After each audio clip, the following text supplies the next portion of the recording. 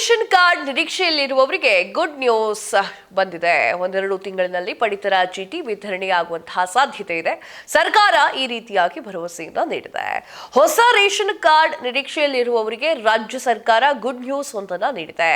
ಮುಂದಿನ ಒಂದೆರಡು ತಿಂಗಳಿನಲ್ಲಿ ಪಡಿತರ ಚೀಟಿ ವಿತರಣೆ ಮಾಡಲಾಗುತ್ತೆ ಅಂತ ಹೇಳಿ ಆಹಾರ ಮತ್ತು ಸಾರಿಗೆಯ ಸರಬರಾಜು ಖಾತೆಯ ಸಚಿವರಾಗಿರುವಂತಹ KH ಮುನಿಯಪ್ಪ ಅವರು ಭಾನುವಾರ ಹೇಳ್ತಾರೆ.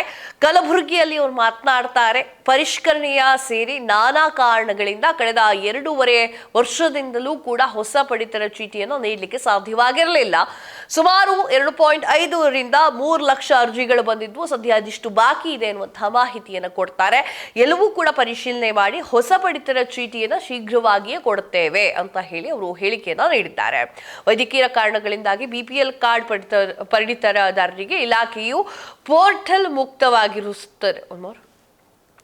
ವೈದ್ಯಕೀಯ ಕಾರಣಗಳಿಗೆ BPL ಕಾರ್ಡ್ ಪಡೆಯುವವರಿಗೆ ಇಲಾಖೆಯು ಪೋರ್ಟಲ್ ಮುಕ್ತವಾಗಿರಿಸಿದಾಗ ಬೇರೆಯವರು ಅರ್ಜಿಯನ್ನು ಹಾಕಿದ್ರು. ಅಂತಹ 3 ಲಕ್ಷ ಅರ್ಜಿಗಳ ಪರಿಶೀಲನೆ ನಡೀತಿದೆ ಅಂತ ಹೇಳಿ ಅವರು ಮಾಹಿತಿಯನ್ನು ಕೊಡ್ತಾರೆ.